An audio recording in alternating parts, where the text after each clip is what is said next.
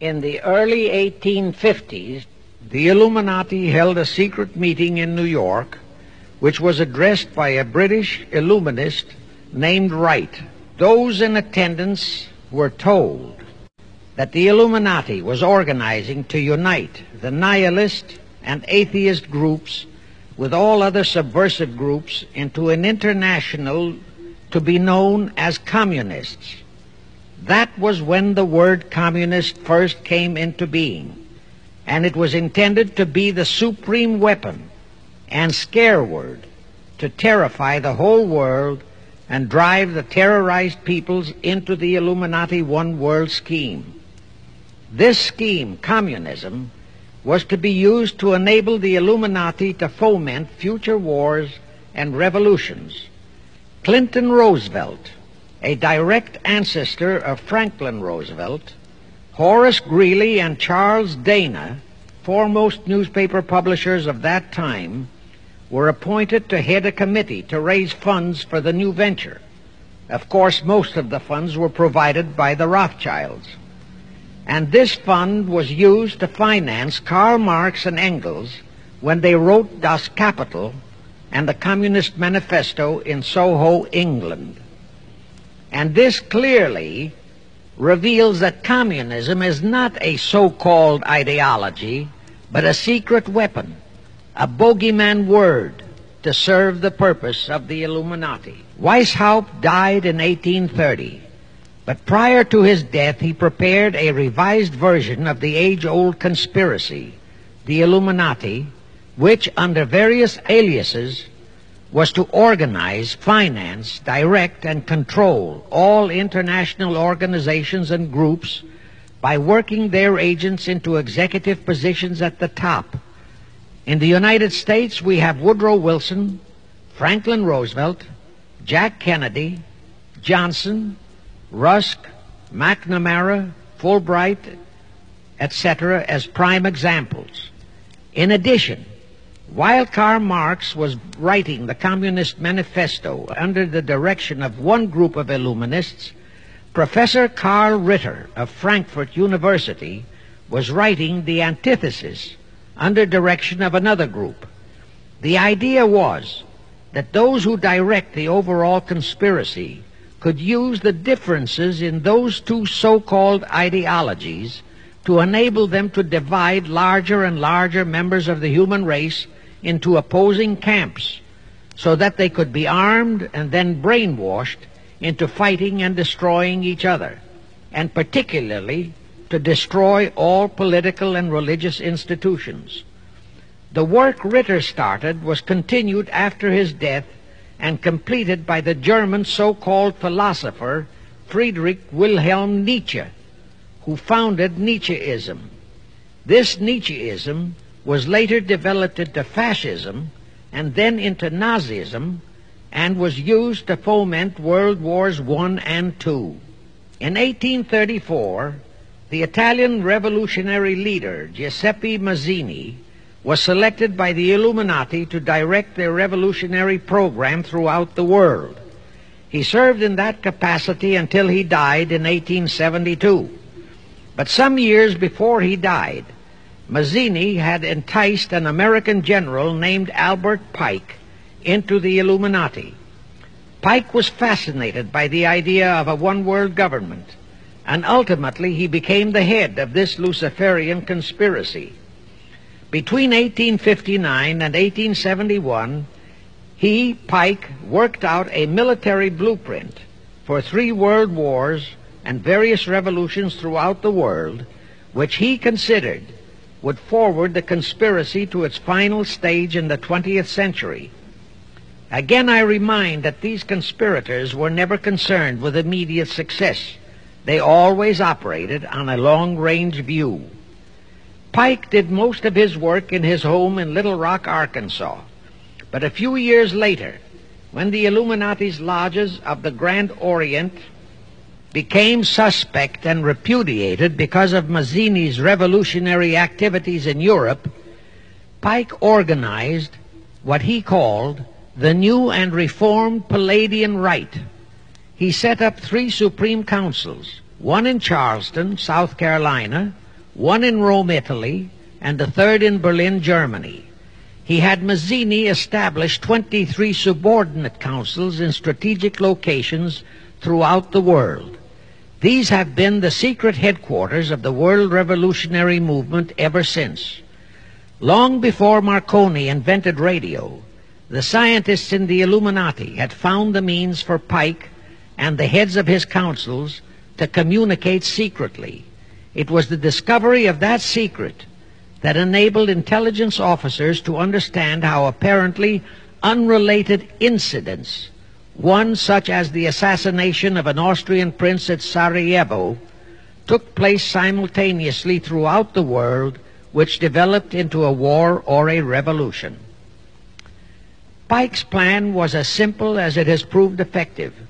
It called for communism, Nazism, political Zionism, and other international movements be organized and used to foment 3 global world wars and at least 2 major revolutions. The First World War was to be fought so as to enable the Illuminati to destroy Tsarism in Russia, as vowed by Rothschild after the Tsar had torpedoed his scheme at the Congress in Vienna, and to transform Russia into a stronghold of atheistic communism. The differences stirred up by agents of the Illuminati between the British and German empires were to be used to foment this war.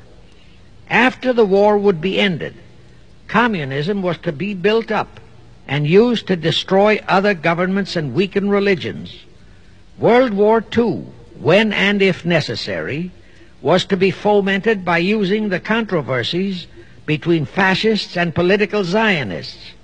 And here let it be noted that Hitler was financed by Krupp, the Warburgs, the Rothschilds, and other internationalist bankers, and that the slaughter of the supposed 600,000 Jews by Hitler didn't bother the Jewish internationalist bankers at all.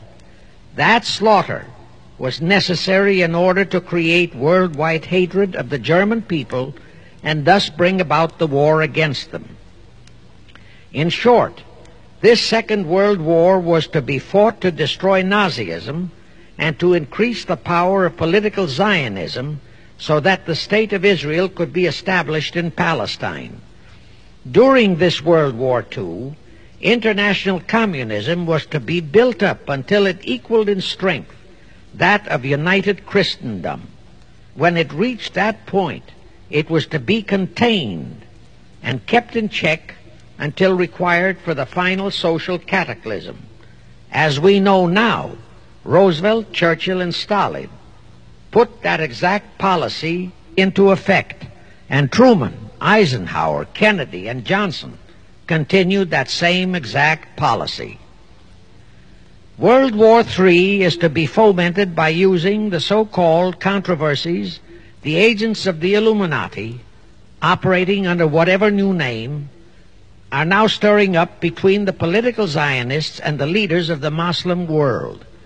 That war is to be directed in such a manner that all of Islam and political Zionism, Israel, will destroy each other, while at the same time the remaining nations, once more divided on this issue, will be forced to fight themselves into a state of complete exhaustion, physically, mentally, spiritually, and economically.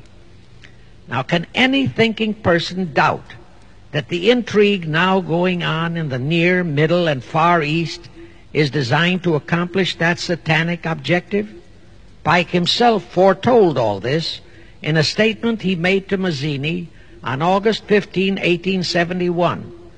Pike stated that after World War III is ended, those who will inspire to undisputed world domination will provoke the greatest social cataclysm the world has ever known. Quoting his own words, taken from the letter he wrote to Mazzini, and which letter is now catalogued in the British Museum in London, England, he said, "We shall unleash the nihilists and the atheists, and we shall provoke a great social cataclysm which in all its horror will show clearly to all nations the effect of absolute atheism, the origin of savagery, and of most bloody turmoil. Then everywhere the people, forced to defend themselves against the world minority of revolutionaries, will exterminate those destroyers of civilization, and the multitudes disillusioned with Christianity, whose deistic spirits will be from that moment on without direction and leadership, and anxious for an ideal but without knowledge where to send its adoration, will receive the true light through the universal manifestation of the pure doctrine of Lucifer, brought finally out into public view, a manifestation which will result from a general reactionary movement which will follow the destruction of Christianity and atheism, both conquered and exterminated at the same time. When Mazzini died in 1872, Pike made another Italian revolutionary leader named Adrian Lemmy his successor. Lemmy, in turn, was succeeded by Lenin and Trotsky, then by Stalin. The revolutionary activities of all those men were financed by British, French, German, and American international bankers, all of them dominated by the House of Rothschild. We are supposed to believe that the international bankers of today are only the tools or agents of the great conspiracy, but actually they are the masterminds behind all of it. While the general public has been brainwashed by all the mass communications media into believing that communism is a movement of the so-called workers, the actual fact is that both British and American intelligence officers have authentic documentary evidence that international liberals operating through their international banking houses, particularly the House of Rothschild, have financed both sides in every war and revolution since 1776. Those who today comprise the conspiracy, the CFR in the United States, direct our governments, whom they hold in usury through such methods as the Federal Reserve System in America, to fight wars such as Vietnam, created by the United Nations, so as to further Pike's Illuminati plans to bring the world to that stage of the conspiracy when atheistic communism and the whole of Christianity can be forced into an all-out Third World War within each remaining nation, as well as on an international scale. The headquarters of the great conspiracy in the late 1700s was in Frankfurt, Germany, where the House of Rothschild had been established by Mayer Anschelm, who adopted the Rothschild name and linked together other international financiers who had literally sold their souls to the devil. After the Bavarian government's exposure in 1786, the conspirators moved their headquarters to Switzerland, then to London. Since World War II, after Jacob Schiff, the Rothschilds' boy in America, died, the headquarters of the American branch has been in the Harold Pratt Building, New York, and the Rockefellers, originally protégés of Schiff, have taken over the manipulation of finances in America for the Illuminati. In the final phases of the conspiracy, the one world government will consist of the king dictator, head of the United Nations, the CFR, and a few billionaires, economists, and scientists who have proved their devotion to the great conspiracy. All others are to be integrated into a vast conglomeration of mongrelized humanity, actually slaves.